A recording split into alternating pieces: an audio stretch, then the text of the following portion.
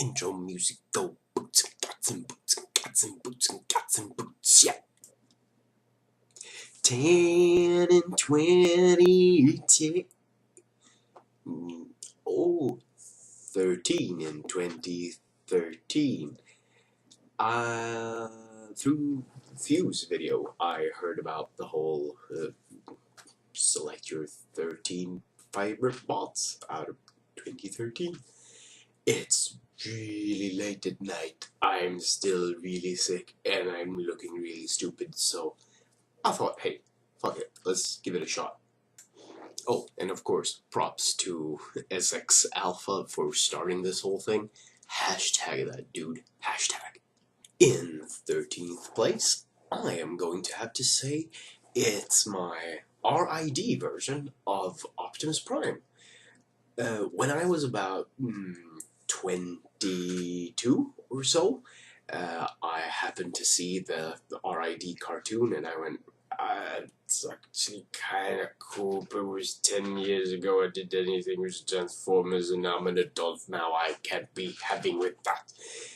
For a long time I harbored fantasies about running off to a toy store to see if I could find him, but I couldn't muster the courage. So I was extremely happy when I was able to find this guy. Sadly, I don't have Magnus to go with him because, holy crap, the combination with Omega Prime and the Jeeves, but if I have those two, I'm gonna have to get myself a Gigatron too. The agony. For number 12, I'll start by breaking the mold completely by selecting 4 bots at once.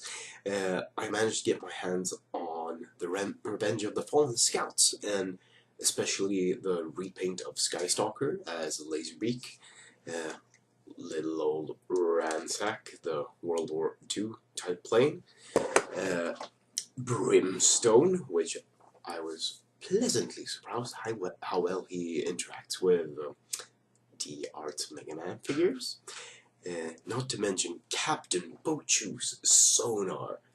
I love this guy. I saw him in one of Evangelis's videos, what, 2-3 years ago? More than that? Anywho, these guys rock. Each and every one of them are extremely well designed. They just reek of character and they taste good. No, get down there. I'm trying to... yeah, okay. Number 11, I can't hide him because he's too big. Year of the Snake version of the Energon Omega Supreme.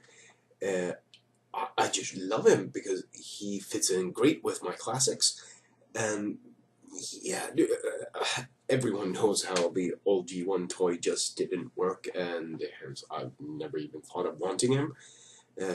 But this guy, holy crap, he kicks a lot of ass. Just, yeah, kicks your ass. Your ass is gonna be kicked. Speeding into the 10th spot on the list is Classics Sideswipe. Now, I'm working on my classic Carbots, but yeah, I was really pleasantly surprised. Oh, check out that red. It looks even nicer in the camera. It's just nice. Me. Doesn't really match my beard, and that comes out as pink, because it is pink. Now I just need to figure out somehow to get a hold of a Sunstreaker to go with him. And in 9th place, do you know who it is? It is, right, I believe I'm going to change what I'm doing now. I'm going to do this, I'm going to become an old man, and for the rest of this, I'm going to speak in a fake British, pompous Oxford accent, just to annoy people. That means you.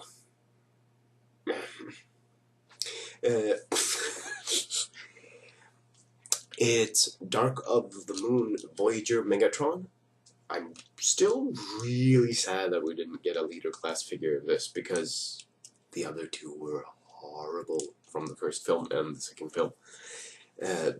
But this dude, I just really wish he could stand up to the later class Revenge of the Fallen Prime. But everything kicks ass with him, and I got him from the, a 2-pack together with the G1 Megatron. And I'm pretty sure this guy has a couple of extra paint apps, as in like sand effects on his gun and a couple other places on the body, etc. And just metal spray along where his feet will have been scuffed. No, I dig him. The design, the toy, the evil. Just wish he'd looked like this in the film. This year is when I actually got back into collecting, so I'd say, yeah, with the first edition versions of the Prime toys, Bulkhead steals this one. Both versions of him are interesting, both the first edition and the RID, only, yeah, in the end the first edition wins up just a tiny bit. But dang, everything's intricate, everything follows the cartoon designs, it's just magnifique. For number 7, I'm gonna continue on the Prime line because, yeah, it's Optimus. The first edition Optimus, holy crap, it's so screen accurate, and I love how, for all the first edition Prime ones, the vehicle modes are really vehicle-y. Yeah, that's a new word from now on, too. Very vehicle-y. And even with that, still, they managed to live up to the designs of the cartoon, which are spiky and lean and beefy at all the same time. It's just so much character. I love this. And following up on that erotic tone in number 6. 6 for sex. Yeah, you know. It's the most homoerotic one of them all. It's first edition Screamer. Okay, people have complained about how he's a jetformer and how he looks in vehicle mode with legs hanging underneath. But, I mean, looking towards his real-life counterpart, the plane mode, which I can't remember the model number of anyway, but they kinda look like this, so I'm gonna give it a pass. I love my Screamer. I can't stop fiddling with him. Oh, okay, no more eroticism, I promise. Number 5 surprises myself, because I didn't know that I wanted him. I haven't seen anything of it, but it's another Prime, and it's War for Cybertron Prime. Yeah, he's wielding the axe from Orion Pax, or I remember. Wow, this is a super sleek, sexy, mean beef machine. I really... Again, this is just a list of the bots you like, so I end up saying that I like everything. Well, that's the point. No, the attention to detail is great. I think it's a very splendid new take on the head. I haven't played the games, but I'm getting the feeling that I should. I just need to invest in a computer that could actually run it. And speaking of investment, of course, I don't know how, but I'm gonna have to get a Megatron to complement him just so I can, yeah, the pair. Okay, so for number 4, we're gonna go a bit more high-end, actually all the way to the high-end. That's gonna be my spot for who I call Nemesis Prime. Wow, I haven't been able to fiddle around with an actual MP10, but this is as close as I got, and I really love me some Nemesis Prime. I don't know why. A lot of people say, man, it's just the black recolor, but when they do it justice with the teal and the red and the black and the silver, holy heck. And I mean, he can pose, he can emote, he can do everything, and the nice little hidden gun, not to mention that the truck mode is so together. Chop.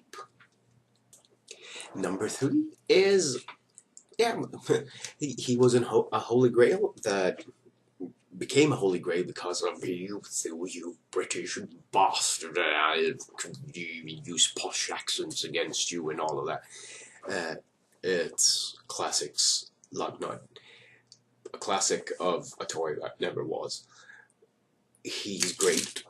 He falls over a lot because I am probably a klutz. Okay, the one weak thing about him is his foot joints. I don't care. I love me some Lugnut and all the kinds of punching action. Number 2. Good question. Do you do it like that for 2? Would you do it like that for 2? Would you do it like that for 2? Or like that for 2? Or I think I've just offended a whole bunch of people. Anyway, number 2. Again, a holy grail that came into my life. And he is so very, very pretty. And this time, I'm gonna damn Vangelis because he got me to know about this guy. Holy crap. It's Bruticus. Okay, I've seen that. Is it Warbitron? Yeah, they're trying to do a new one. I can't really yet see any way they could beat this guy. The added bits, thank you Fans Project, just give him so much personality, so many options, and you can do what the heck ever you want with him. I love this guy. He's a centerpiece. No doubt about it. Love. And taking the first spot on the list, I guess many people would say obvious, but growing up and watching the old G1 cartoon, I always had a favorite among my bad guys, and that was Soundwave. And I was never ever able to get an actual Soundwave. I think they'd stopped selling him even before I was like 3 years old. Well, I couldn't find one. And no one in my family ever traveled abroad. There was just no chance. And then taking me completely by surprise that he showed up as a thing. Oh, masterpiece, Soundwave.